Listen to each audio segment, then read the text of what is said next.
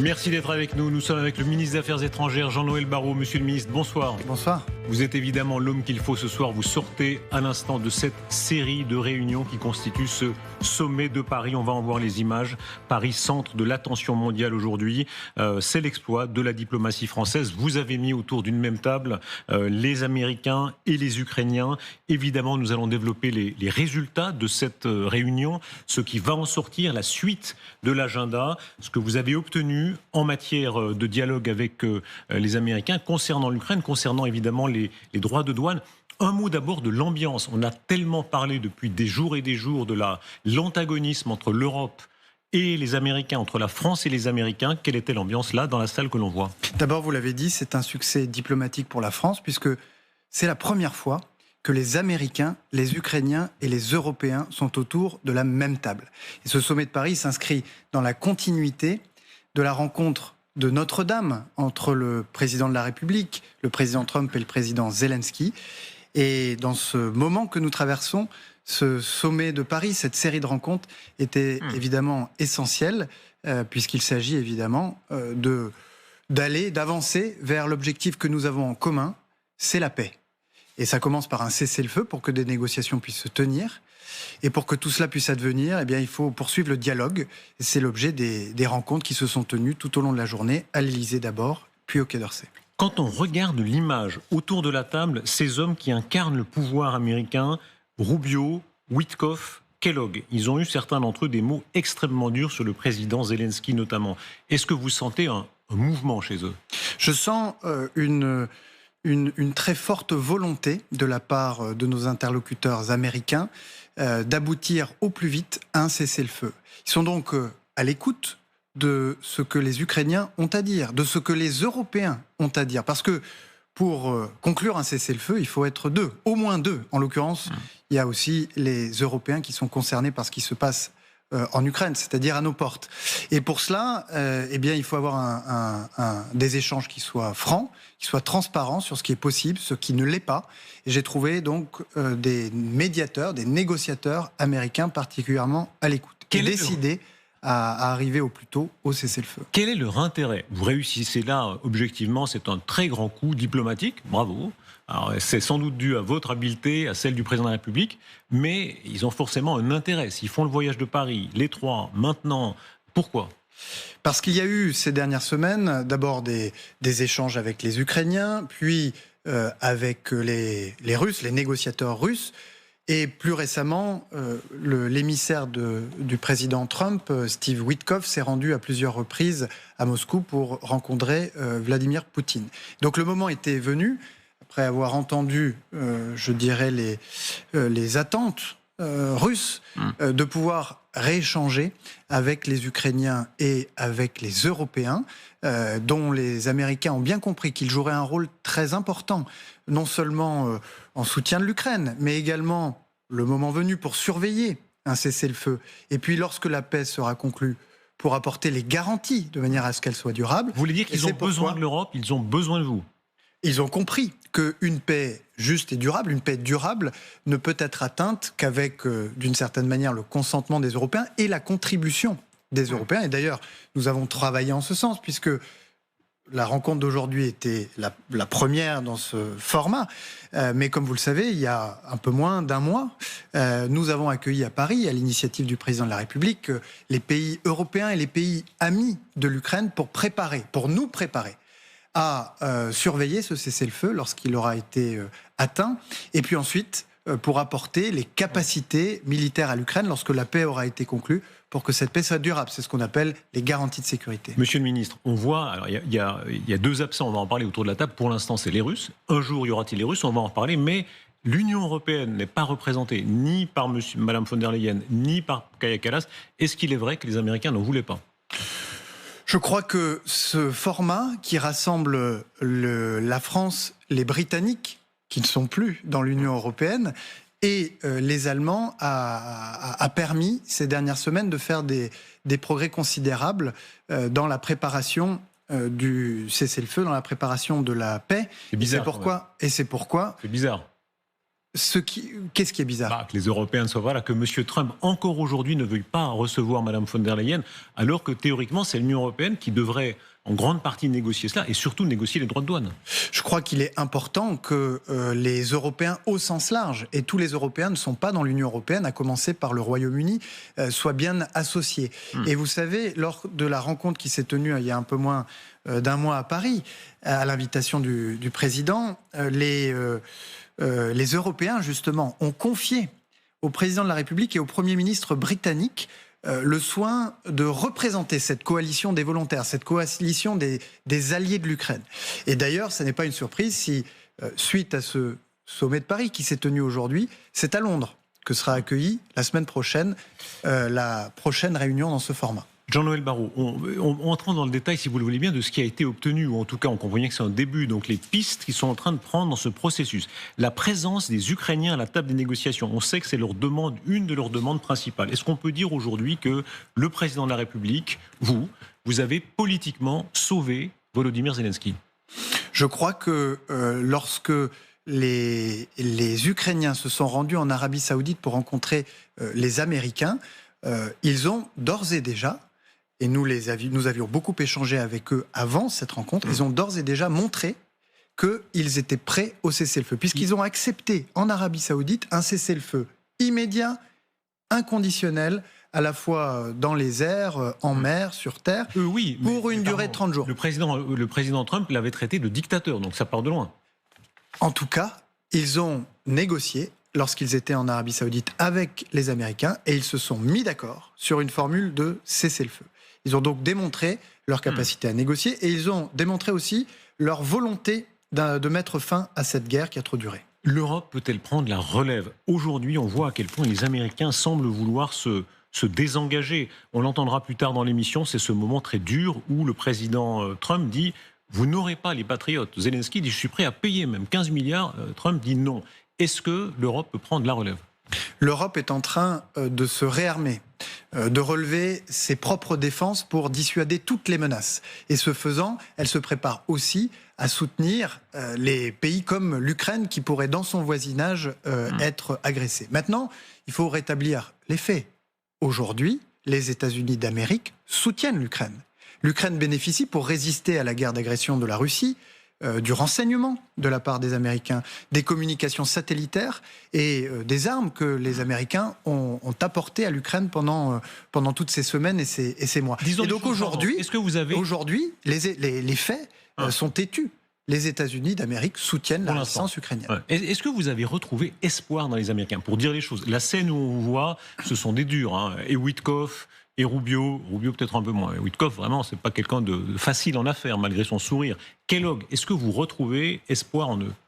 Ce que je constate, c'est qu'ils sont pressés d'en finir avec cette guerre. Et je crois que nous devons mobiliser cet empressement, ou accompagner cet empressement, pour placer Vladimir Poutine face à ses responsabilités, face aux promesses qu'il a faites au président Trump et qui ne semble pas tenir jusqu'à présent, pour permettre au président Trump, si je puis dire, de tenir l'engagement qu'il a pris pendant sa campagne, c'est-à-dire de mettre fin à l'Ukraine. Est-ce que vous leur avez dit pendant les réunions, regardez, c'est Poutine qui ne tient pas ses promesses? Est-ce que vous leur avez dit? Bien sûr, puisque nous sommes instruits par l'histoire récente, par les accords de Minsk, qui, il y a 10 ans, ont été violés à de multiples reprises par Vladimir Poutine. Et donc nous avons rappelé que, alors que nous nous préparons à rentrer dans le vif de ces négociations conduisant à un cessez-le-feu puis à une paix durable, il faut bien avoir à l'esprit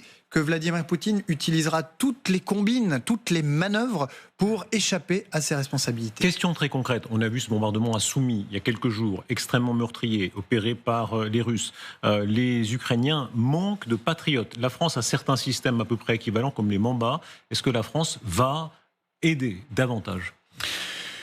La France et les autres pays européens ont ces derniers mois pris de nouveaux engagements pour soutenir la résistance ukrainienne. C'est le cas de la France, avec un paquet de 2 milliards d'euros qui a été annoncé il y a 3 semaines par le président de la République. C'est le cas de l'Allemagne, et vous avez entendu les déclarations du futur chancelier, qui d'ores et déjà envisage que des Taurus puissent, sous certaines conditions, être livrés. Puis plus généralement, vous voyez bien que soit au niveau national ou que ce soit au niveau européen, des financements ont été libérés pour permettre aux pays européens de se réarmer. Et donc tout ça va évidemment permettre de poursuivre notre soutien à l'Ukraine, et qui s'accompagne des sanctions que nous plaçons et que nous allons continuer de placer sur la Russie. Mais au-delà, puisque une fois la paix conclue, la paix que nous appelons de nos voeux, parce que nous voulons la paix, il faudra qu'elle soit durable. Et la première garantie qu'elle puisse être durable, eh bien, c'est de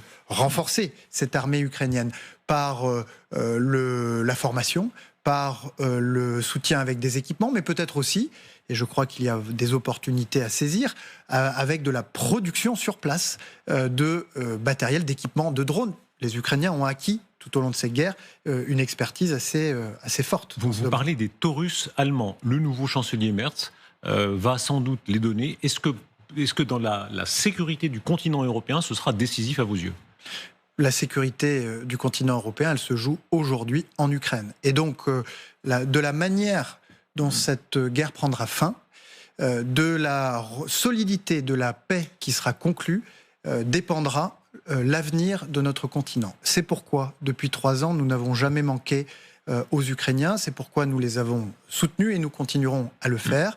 Parce qu'on pourrait détourner les yeux, considérer que tout cela se passe loin de chez nous, mais ça serait méconnaître le fait que la Russie est pour nous une menace qui est devenue existentielle, qu'elle consacre aujourd'hui une part très importante de son budget et de sa richesse nationale à son effort de défense, et qu'elle n'entend pas s'arrêter là, puisque il y a quelques jours, Vladimir Poutine a annoncé une nouvelle conscription de 160 000 soldats, la plus importante depuis 14 ans, et que nous avons vu, au-delà du terrain militaire, l'agressivité de la Russie se déployer dans tous les champs connus de la conflictualité, la désinformation, le cyberespace, le sabotage, la perturbation des élections. Bref, nous devons dissuader cette menace en élevant nos défenses durablement. Vous parlez du recrutement, on voit à quel point il a toujours de l'argent. Poutine a de l'argent qui vient encore en partie du gaz qu'il peut encore vendre à l'Europe de l'Ouest. Est-ce que vous allez définitivement couper ce robinet-là ? Une grande partie a été coupée, mais il y a encore des milliards qu'il prend de l'Europe et qui servent entre autres à payer des soldats. Nous travaillons activement à une nouvelle série de sanctions.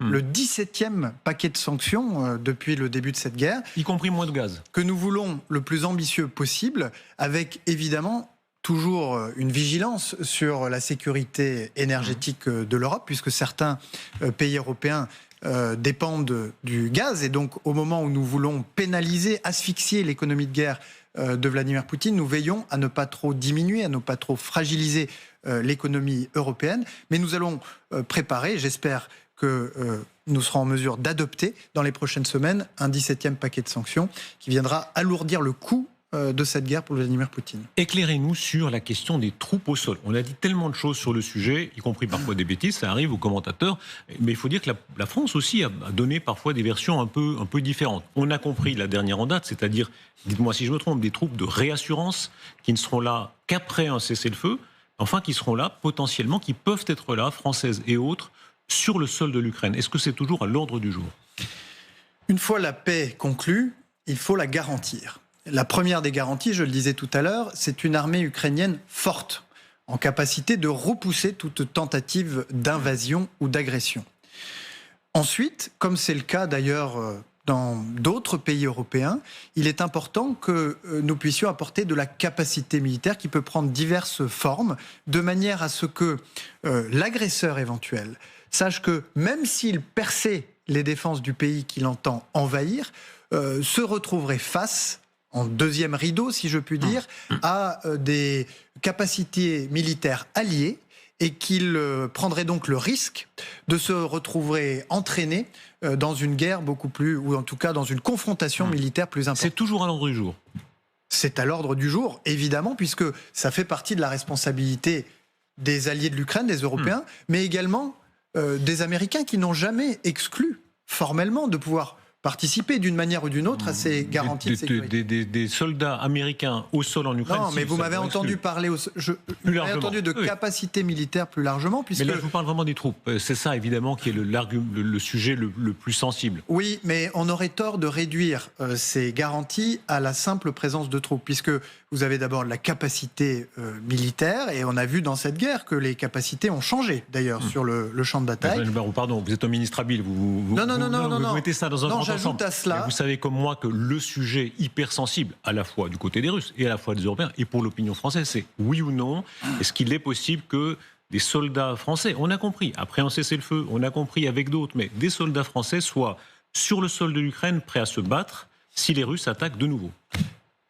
Avec l'élément que j'évoquais, c'est-à-dire que c'est l'armée ukrainienne qui sert en première instance. Mais la réponse est oui. De garantie. La réponse est oui ou non. Ensuite, les capacités militaires qui seront déployées pour soutenir l'Ukraine pourraient inclure des déploiements de troupes issues de pays alliés. Mais ça ne se résume pas du tout. On vous sent très prudent, c'est-à-dire vous prenez beaucoup de circonvolutions, pardon, mais... Je suis prudent parce que ce sont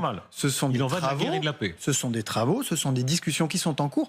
Les chefs des armées françaises et britanniques se sont rendus à Kiev il y a quelques jours, justement, pour rentrer dans le détail. Qu'est-ce que ça veut dire qu'une capacité militaire est-elle dissuasive ? Comment la rendre justement plus dissuasive et susceptible de repousser la menace ? Mais à cette capacité militaire vient s'ajouter d'autres éléments de la garantie. Ce sont par exemple les sanctions qui peuvent s'ajouter ou se réappliquer. Mais sur les troupes au sol, restons un instant sur les troupes au sol, s'il vous plaît. Dans une précédente intervention, le président de la République, là encore, très habilement, disait, au fond, ça arrive souvent, dans beaucoup de théâtres d'opération, des troupes françaises étaient là, ont pu devoir résister à des assauts. Évidemment, c'est différent si c'est la Russie, si c'est une puissance nucléaire. Est-ce que vous assumez pleinement cette possibilité que demain, des soldats français puissent être sur le sol de l'Ukraine, prêts à défendre l'Ukraine si des Russes attaquent après le cessez-le-feu? D'abord, je ne veux pas préempter des discussions et des travaux qui sont en cours et qui sont menés par les canaux mais le principe est encore discuté. Soyons clairs. Deuxièmement, si nous soutenons l'Ukraine, et nous y avons consacré des montants considérables, c'est d'abord parce que nous pensons à la sécurité du continent européen, à la sécurité des Françaises et des Français. Et toujours, nous reviendrons à cela. Comment assurer leur sécurité? Et puis enfin, je veux simplement rappeler, et vous le savez parfaitement, que dans le cadre de l'OTAN, qui ne couvre pas l'Ukraine aujourd'hui, mais dans le cadre de l'OTAN, il y a aujourd'hui des contingents français en Estonie, 500, en Roumanie, 1500, qui sont là comme une force de réassurance, qui, en quelque sorte, est suffisamment dissuasive pour n'être jamais testée. C'est la grande différence. Oui. C'est l'OTAN, et la France a l'obligation de défendre des pays de l'OTAN. Pas l'Ukraine, vous savez bien, c'est un engagement à défendre l'Ukraine qui ne serait pas le même, elle n'est pas dans l'OTAN, donc c'est un engagement au-delà. Mais vous le savez, rien n'empêche des garanties d'être apportées sous la forme d'accords ou de traités qui peuvent être conclus avec les uns, avec les autres. Ça devra passer dans le Parlement ? Et si, alors ça je vous avoue que je ne saurais pas vous donner une réponse exacte, mais dans certaines circonstances, oui, j'imagine que l'on parle d'accords de sécurité ou que l'on parle d'éventuelles capacités militaires qui seraient déployées. Mais si des troupes françaises doivent être sur le sol ukrainien, est-ce que ça devra passer dans le Parlement ? J'imagine que selon la forme que ça... Vous me parlez de déploiement de troupes, j'imagine que ça devra passer devant le Parlement, même si je ne suis pas un expert. Ce que je dis, c'est que si nous le faisions, cela serait dans l'intérêt de la sécurité nationale et de la sécurité des Français. Jean-Noël Barrot, quand on voit cette image de Steve Witkoff qui a mis comme ça la main sur le cœur avant de rencontrer Vladimir Poutine, une grande partie du monde a été heurtée par cela. Et ce n'est pas simplement l'image, vous le savez, c'est les propos qu'il a tenus ce soir. Le président Zelensky dit « Je pense que M. Witkoff a adopté la stratégie de la partie russe. Je trouve cela très dangereux. Il diffuse consciemment ou inconsciemment, je ne sais pas, le discours russe. En tout état de cause, cela n'aide en rien. Est-ce que cela vous inquiète ? C'est-à-dire ces États-Unis qui parlent avec vous, et encore une fois, c'est une grande réussite de la diplomatie française, c'est tout à fait certain, mais cette partie russe qui, pour ainsi dire, a pris le parti de Moscou. Steve Witkoff l'a redit tout à l'heure au président de la République.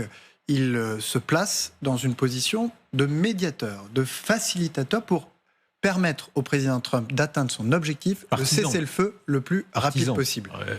Ouais. Ça le conduit à échanger avec Vladimir Poutine. Et nous avons dit depuis longtemps que si les États-Unis du président Trump veulent atteindre ou créer les conditions du cessez-le-feu, nous n'allons pas les en dissuader. Simplement, pour qu'un cessez-le-feu puisse advenir, il faut être deux. Et donc, chacune des parties doit faire entendre ce que sont ses attentes, ce que sont ses inquiétudes.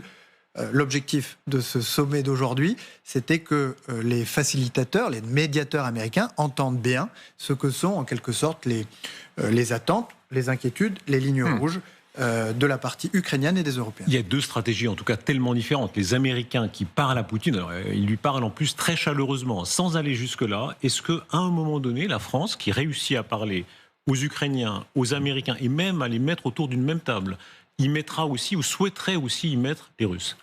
Il faudrait, pour commencer, que les Russes, que Vladimir Poutine exprime sincèrement, ouvertement, qu'il a l'intention d'aller au cessez-le-feu et qu'il a l'intention d'aller vers une paix durable qui garantisse la souveraineté de l'Ukraine. Et à ce moment-là, je pense que oui, des discussions pourront, comme elles auraient peut-être dû se tenir depuis longtemps, pourront se tenir entre les Russes d'un côté, les Ukrainiens et les Européens de l'autre, avec évidemment la participation des Européens, des Américains et d'autres. Le président de la République était allé très loin. Il faut rappeler, il a été parmi les derniers, si j'ose dire, à parler encore, à tenter de parler avec Vladimir Poutine. Tout le monde a en mémoire la longue table, etc.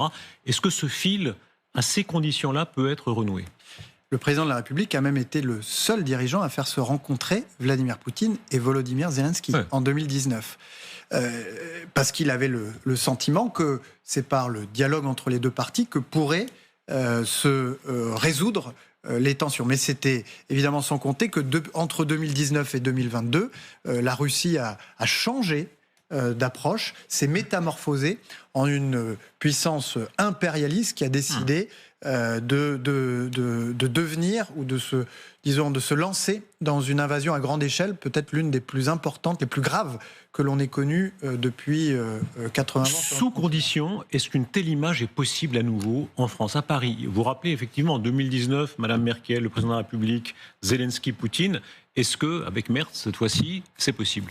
À condition que la Russie s'engage de bonne foi dans des discussions de paix et préalablement que la Russie agrée un cessez-le-feu sans condition immédiat et que, si je puis dire, les tragédies, les atrocités dont nous avons été témoins le dimanche des Rameaux à Soumy cesse une bonne fois pour toutes. Ça veut dire qu'une forme de détente est possible. Il y a eu, dans la longue histoire russe, soviétique, ils avaient envahi l'Afghanistan, ils ont envahi la Tchécoslovaquie, ils ont occupé une moitié de l'Europe et il y a eu plusieurs tentatives de détente. Est-ce que vous espérez encore une forme de détente avec la Russie? Soyons clairs, je le disais tout à l'heure, la Russie représente pour l'Europe et pour encore un moment, et sans doute un long moment, une menace existentielle. Et c'est pourquoi, même si nous parvenions, ce qui est mon souhait le plus cher, à une paix juste et durable en Ukraine, nous ne pourrions relâcher notre garde. Pourquoi ? Bien parce que, je le disais, l'agressivité de la Russie s'est désormais manifestée à travers l'Europe et sous des formes très différentes que nous devons repousser, que nous devons dissuader. Et d'autre part, parce que dans sa guerre d'agression vis-à-vis de l'Ukraine, la Russie a franchi une ligne qu'aucun membre permanent du Conseil de sécurité des Nations Unies n'avait osé franchir jusqu'à présent, c'est-à-dire qu'elle a utilisé le fait d'être une puissance nucléaire ou d'une puissance dotée de l'arme nucléaire pour intimider un voisin et pouvoir en toute impunité commettre des crimes de guerre et peut-être même plus que cela. Cela, ça signifie que ce qu'elle a déjà fait en Ukraine, elle pourrait être tentée de le refaire ailleurs. Et c'est pourquoi nous n'avons pas d'autre choix, si nous ne voulons pas être un jour ou un autre entraînés dans la guerre, d'être suffisamment puissant pour être dissuasif et n'être pas une proie. Je vous avais posé la question, mais c'était dans d'autres circonstances. Aujourd'hui, on voit que vous entrez dans un processus où la France a un rôle éminent d'engager le dialogue avec les Américains, avec les Ukrainiens, et vous l'avez dit, sous beaucoup de conditions, peut-être avec les Russes, si je vous ai bien compris. Si demain, Sergueï Lavrov vous appelle, est-ce que vous lui répondez ? Pour me dire que la Russie a accepté un cessez-le-feu sans condition et immédiat dans les airs. Il faut d'abord prendre le téléphone pour qu'il vous le dise. En mer. Si j'ose dire, il faut d'abord prendre le téléphone pour qu'il vous le dise, sinon ça va être compliqué. Il est difficile d'engager une discussion alors même qu'il y a plus d'un mois, les Ukrainiens ont accepté un cessez-le-feu qui allait plus loin que leurs propres propositions, même si ils ont demandé à ce que ce cessez-le-feu soit borné dans le temps, parce qu'ils ont soupé des accords de Minsk qui n'étaient pas bornés et qui ont été violés à 20 reprises avant que la Russie lance sa guerre d'agression. Et donc, dès lors que la Russie manifestera son souhait de cesser le feu et d'engager des discussions de paix respectueuses de la partie adverse, alors des discussions pourront s'engager. Jean-Noël Barrot, le 9 mai sera une date extrêmement importante. Le président Zelensky, enfin le président Poutine va en quelque sorte il va battre le rappel de ses alliés. Tous, il espère faire une sorte de grande célébration à Moscou, l'anniversaire de la victoire de part et d'autre. Et il y aura une forme d'anti-9 mai à Kiev. Est-ce que la France y participera d'une manière ou d'une autre? Est-ce que pour vous, ce sera un moment de manifester la solidarité des Européens? Les ministres européens des Affaires étrangères se donnent rendez-vous le 9 mai à Kiev. Vous y serez donc? J'y serai certainement, sans oublier que le 9 mai, nous célébrerons un autre moment important de notre histoire et de l'histoire européenne. C'est un autre succès de la diplomatie française. Ce seront les 75 ans de la déclaration de Robert Schuman, qui est d'ailleurs célébrée dans toute l'Europe chaque année le 9 mai, puisqu'elle s'est tenue le 9 mai 1950 au Quai d'Orsay. Dans un moment où les tensions renaissaient entre la France et l'Allemagne, où on appelait à un réarmement tarifaire et des droits de douane, Robert Schuman a fait le choix inverse en proposant la création de la communauté européenne du charbon et de l'acier, qui a permis à notre continent de vivre en paix, en sécurité et en prospérité pendant presque 8 décennies. Et ça sera un moment fort que nous célébrerons également. Ah, vous êtes l'hyper-européen. Il n'y a pas plus européen que Jean-Noël Barrot. Vous êtes centriste, hyper-européen. Ce sera votre jour, le 9 mai. Je suis schumanien en tout cas, ce qui ne veut pas dire que je suis un Européen béat. Je crois, comme Robert Schuman le croyait, dans un principe dont le nom est un petit peu sophistiqué, qui est celui de la subsidiarité. Il y a des choses qui sont plus efficacement traitées au niveau national, d'autres qui le sont plus efficacement au niveau européen. Chacun doit, ou en tout cas c'est de cette manière-là que le pouvoir et que les responsabilités doivent être distribuées. Aujourd'hui, l'Europe, ses forces, ses faiblesses. Madame Meloni, la première ministre italienne, et ce soir-là, on a vu les images, on en verra d'autres, il y a des déclarations qui sont en train de tomber. Trump, Meloni, cette sorte de lune de miel, ils sont politiquement beaucoup plus proches. Est-ce que ça vous inquiète que Mme Meloni aille négocier seule de son côté à Washington? Je suis sûr qu'elle portera le message des Européens, notamment dans le domaine commercial, puisque nous sommes ciblés, comme tous les pays du monde, par des droits de douane, 10% pour tous les produits, 25% pour l'automobile, 25% pour l'aluminium et l'acier. Ce que nous voulons, puisque nous sommes le premier partenaire commercial des États-Unis, c'est de revenir à la situation auparavant. Pourquoi ? Eh bien parce que cette situation nous appauvrit, mais appauvrit surtout les classes moyennes américaines. Et parce que si nous ne parvenons pas à une désescalade, nous serons obligés de répliquer, d'infliger des représailles à la hauteur des atteintes portées à nos intérêts. Est-ce que vous en avez parlé avec vos interlocuteurs américains tout à l'heure? Ça a fait partie des discussions, mais ça n'était pas au cœur des discussions. Mais les droits de douane, le sujet de l'Iran, les crises actuelles en Afrique ou en Haïti ont été abordés dans certains des échanges qui ont eu lieu aujourd'hui. Qu'est-ce que vous leur avez dit en substance?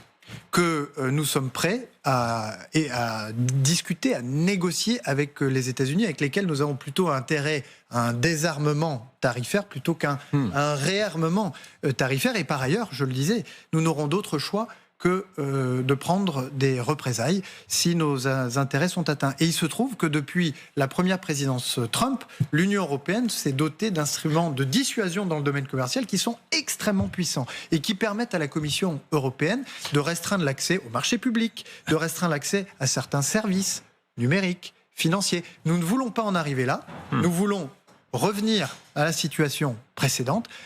Mais encore faut-il que les Américains s'engagent de bonne foi dans ces négociations. Le président de la République a-t-il un rapport privilégié avec M. Trump? On se rappelle la poignée de main extrêmement serrée, on se rappelle la vraie fausse poussière sur le costume. Voilà, ils ont eu des rapports aigre-doux, mais enfin ils se parlent beaucoup. Est-ce que c'est vrai? C'est tout à fait vrai. Il y a beaucoup d'échanges entre ces deux présidents qui, je crois, s'estiment réciproquement. Et si nous avons réussi à mettre Américains, Ukrainiens et Européens aujourd'hui autour d'une même table à Paris, ça tient sans doute à la bonne relation cultivée par le président de la République avec le président Trump. Le président de la République a appelé les patrons à une réaction patriotique en disant qu'il s'agit maintenant de suspendre les investissements aux États-Unis. Alors, Bernard Arnault donne un son extrêmement différent, une version extrêmement différente ce soir, puisqu'il a eu des mots très durs sur la méthode européenne. Je le cite, il dit si on se retrouve avec des droits de douane élevés, on sera à augmenter les productions américaines. Si l'Europe n'arrive pas à négocier intelligemment, ils auront cette conséquence dans beaucoup d'entreprises. S'ensuit une critique très dure. Mais le fait qu'il envisage de renforcer sa production aux États-Unis, comment le regardez-vous ? Je crois que dans les propos de Bernard Arnault, il y a un appel à, si je puis dire, l'unité et la fermeté européenne dans les négociations. Que c'est par cette unité, cette fermeté et la transparence qu'on doit avoir avec les négociateurs américains sur les mesures de représailles éventuelles. Si je peux me permettre, il appelle au contraire plutôt à une discussion à l'amiable. Il dit qu'il ne faut surtout pas de bras de fer, il faut y aller à l'amiable. Et il a des mots très durs sur l'Europe. Il dit l'Europe, c'est un pouvoir bureaucratique qui passe son temps à rajouter des règles. Et parfois, la France en rajoute encore plus. Et l'Europe est en train de, si je puis dire, d'alléger un certain nombre de règles. Peut-être, mais qu'elle avait accumulées. Est-ce qu'il a raison ? Est-ce que là, Bernard Arnault a raison ?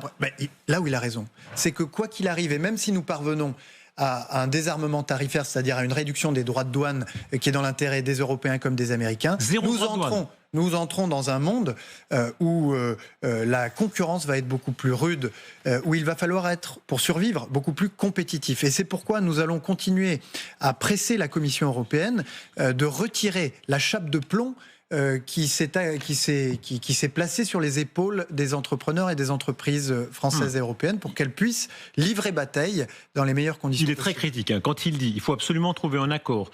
Comme les dirigeants de Bruxelles semblent essayer d'en trouver un pour la voiture allemande, pour la viticulture française, c'est vital. Est-ce qu'on en est là, effectivement ? Mais la Commission européenne a la responsabilité de défendre l'intérêt européen. Et c'est vrai que nous avons des différences dans notre capacité d'exportation. Il y a les automobiles allemandes, il y a certains secteurs bien connus de Monsieur Arnault qui font la fierté de notre pays. Ce sont tous ces secteurs-là qu'il nous faut parvenir à défendre. Quand Bernard Arnault dit « j'espère que ce sera 0%, que ce sera une zone de libre-échange total », il dit la même chose que Elon Musk. Est-ce que vous partagez cet espoir ? Oui, c'est-à-dire que... C'est un oui peu hésitant, si je me permets. Sur le principe, si vous voulez, je vous parlais tout à l'heure de Robert Schuman qui a dit, le 9 mai 1950, mettons en commun le charbon et l'acier entre l'Allemagne et la France. Non, oui ou non, mais vous êtes ensuite, pour libre-échange 0%. Non, mais ensuite, nous ne sommes pas favorables à un libre-échange complètement dérégulé. Il faut qu'il y ait des cadres, il faut que... Non mais... Il faut que nos... Vous vous réfugiez trop. Mais alors, non, il faut que nos entreprises...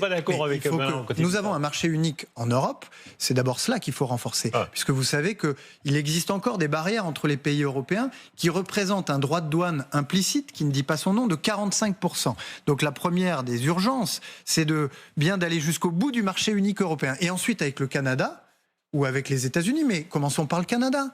Le Canada, nous avons un accord, le CETA, qui n'a causé aucune difficulté aux agriculteurs français et qui a pourtant été rejeté au Sénat il y a quelques mois. Je crois qu'il faut reprendre ces bons accords qui sont pertinents, qui sont utiles pour les industries françaises et les activer pour que nous puissions trouver des débouchés pour les entreprises au moment où les droits de douane s'élèvent partout dans le monde. Jean-Noël Barrot, deux questions encore. Une sur les Américains, parce que là, vous avez réussi, je le dis encore, et vraiment, il faut dire les choses qui vont et celles qui ne vont pas. Il y a un exploit de la diplomatie française, vous arrivez à leur parler. Ils ont été très agressifs sur l'Europe, ils ont dit des choses très dures.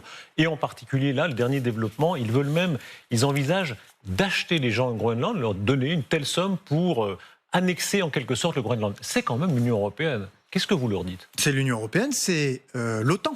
Oui. Parce que le Groenland est couvert par l'OTAN. Et j'ai déjà Quand on a des amis comme ça, on n'a pas besoin d'ennemis. J'ai déjà eu l'occasion de le rappeler, l'intégrité des frontières, la souveraineté des pays de l'Union européenne comme de l'OTAN ne sont pas négociables. Ça veut dire vous n'aurez jamais le Groenland? Ils n'auront jamais le Groenland? Ça veut dire qu'avec un allié comme les États-Unis, nous sommes alliés au sein de l'OTAN, on peut avoir des désaccords, et y compris des désaccords de principe, et se dire les choses en toute transparence et en toute franchise. Un mot, s'il vous plaît, encore sur la crise algérienne. Évidemment, crise extrêmement grave. Le rappel de l'ambassadeur pour consultation, est-ce qu'il est fait? Il est rentré en France. Il est là ce soir à Paris? Il est à Paris. Quand on dit pour consultation, ça peut vouloir dire très longtemps? Ça peut vouloir dire le temps nécessaire, et nous le prendrons pour faire un état des lieux complet de la situation, puisque nous avons pris une décision de très grande fermeté avec l'expulsion de 12 agents algériens du réseau diplomatique et consulaire en France. Cette décision, qui est sans doute l'une des plus fermes que la diplomatie française ait eu à prendre de ces dernières années, fait suite à une décision incompréhensible des autorités algériennes, mais qui ne sera évidemment pas sans conséquence sur notre coopération migratoire, sur notre coopération en matière de sécurité. Alors bien sûr, nous allons continuer à exiger de l'Algérie qu'elle respecte les accords qui régissent notre relation. Nous allons continuer à plaider pour la libération de Boualem Sansal, dont l'état de santé nous préoccupe tout particulièrement, d'appeler à un geste d'humanité le concernant, mais tous ces sujets vont devoir être ou seront abordés dans les discussions que nous aurons ces prochains jours avec notre ambassadeur, auquel je veux rendre hommage, parce qu'il a travaillé ces derniers mois dans des conditions très difficiles. Rendre hommage aussi à tous nos agents de l'ambassade à Alger, qui parfois éloignés de leur famille, on continue à défendre l'intérêt de la France et des Français. Monsieur le ministre, merci beaucoup à la fin de cette longue journée d'avoir été avec nous. Merci à vous. Un sourire encore. Il y a un de vos lointains prédécesseurs qui est à la table d'à côté, c'est Bernard Kouchner. Regardez, voilà. Quel souvenir vous avez de Bernard Kouchner là, dans la fonction. Quand on va au Quai d'Orsay, il y a le mur de tous vos prédécesseurs et il y a notamment Bernard Kouchner. Qui continue d'inspirer l'action de ses successeurs. Qu'est-ce qui vous inspire ? Absolument. Qu'est-ce qui vous inspire, Bernard Kouchner ? Bien son attention à toutes les grandes crises qui déchirent la planète, pas seulement celles qui sont dans notre voisinage immédiat. On a aujourd'hui en Afrique, au Soudan comme dans la région des Grands Lacs, des millions de personnes qui ont dû fuir leur foyer, qui souffrent de malnutrition et auxquelles nous devons secours et assistance. C'est l'honneur de la France que de n'oublier aucune. Merci beaucoup, Monsieur le ministre, d'avoir été avec nous.